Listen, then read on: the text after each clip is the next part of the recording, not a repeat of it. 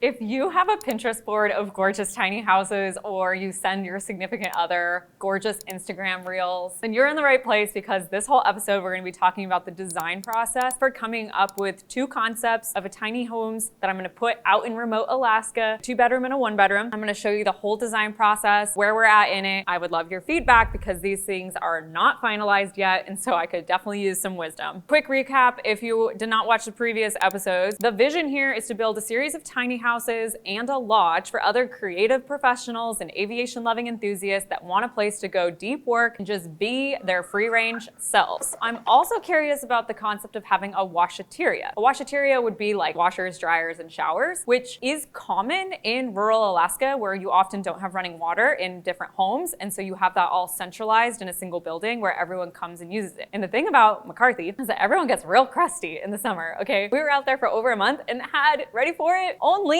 two showers. Okay, we swam in the swimming hole, but that is not the same. The nearest place to go get a shower and do your laundry is 2.5 hours away by really bumpy dirt road in Kenny Lake at the local Mercantile. With all of these summer folks that are working on the glacier, doing tours, etc., like, people get so dirty that I feel like socks could just like stand up. Like, you could just put a sock on the ground and it would stick up, because that's like how dirty everybody is, okay? That brings us to this video where we're talking about the design process. Told you about finding my architect and all the embarrassing stories I have with her. She went running with my Pinterest board and the design concepts I have and brought me back this. This is the first draft. My immediate response was love. I love that big chunky walls, just that gorgeous, very Scandinavian design. It's so beautiful to me. And then I was like, I gotta sit with this design a little bit and really internalize, is this gonna work well? And my beef ultimately with not having actual awnings is that you can't just stick a window in there, at least not in our environments, because you've got water running off the roof right down the wall, and a window is just like asking for trouble. And I saw that with the tiny houses that were out in Valdez. There were no awnings and that water ran right down the wall, was causing all sorts of freaking problems. So I don't want to go there. I also have beef with T111. Okay, it is what every freaking little cabin and new house is being built with in Alaska, because we don't have a lot of material options. I think it's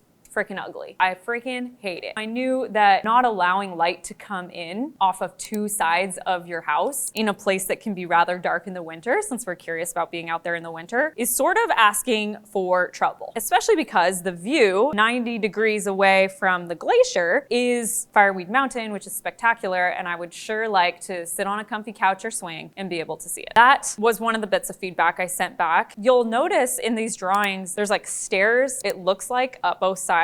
Why would there be two sets of stairs? Well, there's not. One side is actually supposed to be a slide, because my favorite design growing up was chutes and ladders. I was like, how do we make a house that is chutes and ladders themed? Ladders and swings and slides, because that just sounds really fun. Why the heck not? Because when you're making things up in your head, you can do stuff like that. So there is a slide, but I realized I don't really have to have stairs here and a slide here. We could actually integrate the stairs with the slide like right next to it. And then the other thought I had was, feel it's important to have a Arctic entry, especially because we got a lot of mosquitoes in the summer, so it helps mitigate mosquitoes getting in. And then in the winter, it's freaking cold, and I hate when like a door opens and like all that cold air blows in, boots that are everywhere, just like, I hate that. You have Arctic entries for a reason in Alaska. I'm a big fangirl of that, so I was like, how do we add that while still keeping things really open and beautiful? I gave Annie the ultimate design challenge. I said, take this cabin that's been on my vision board. I freaking love it. It's in Freeport, Maine. It's beautiful. I love her little Arctic entry in the interior, but combine it with this concept you already have running with that's like really beautiful and open while giving us hella awnings. I need that moisture far from the foundation. She churned back V2, the second round of designs. At this point, now you'll see that like the walls and the ceiling, they're not nearly as chunky, and that's because I'm going to go with structure insulated panels, SIP panels for construction. They're actually only 4 inches thick. Aesthetically isn't going to be a wall that looks like this thick. It's just not gonna happen. So now we got these big awnings, which is cool. She added in the window, and that's when I realized, oh, we have this whole house. I would like to be able to have a view of the glacier, which you would not be able to see on the first view, but if you're up on the second floor and you can see I've got all those swings and that deck up there, you could definitely see the glacier from the second story. But for the winter, the light is coming from the opposite side. You're not facing the south, and that's typically protocol 101 in building in an Arctic environment. I'm a little bit stuck on which way to orient these tiny houses, if we should be facing the glacier, if we should be facing the south, maybe a mix of both. don't know, still need to figure that out because that really impacts where the stairwell goes. We also got some advice to have a pantry, basically. What is the word? It's called, it's like cool.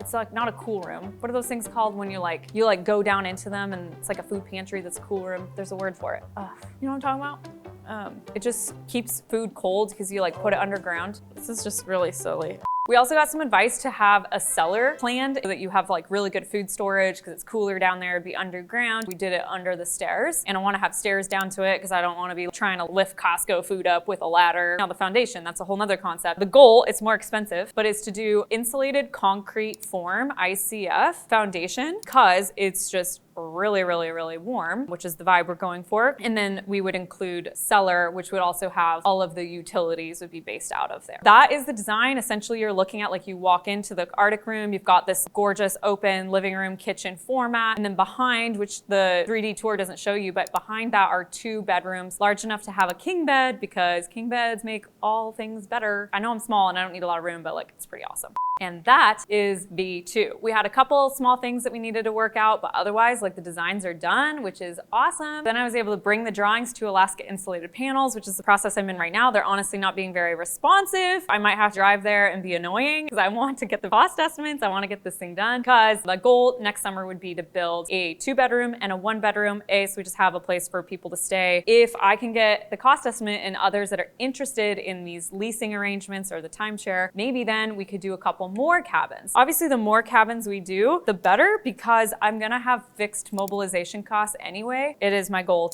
to do more of them. Hopefully my husband will be back from work the next time we film some videos. And you might have been wondering, what the heck is she doing with this gorgeous denim coat? I'm bedazzling it, you guys. I don't know about this YouTube channel name, Denim and Dazzle. We're really all about sequins and having fun and doing things a little differently. Once I went to this fly-in, it was a pumpkin fly-in where all these pilots flew over a big blue tarp and you had to throw a pumpkin outside the door and try to land it on the blue tarp. I remember walking into the hangar where all these pilots were hanging out and literally every single one of them looked the same. You've seen one Alaska pilot, you've seen them all. And if you date online, you know what I'm talking about, okay? That's not quite our vibe. I was we need to have something that's a little bit more unique. Trying out this concept of denim and dazzle, let me know what you think. We can go in a different direction. This is a YouTube channel that is finding itself. We're in our teenage years right now, very awkward tween years probably. Would love to know what you think. With that, talk to you later.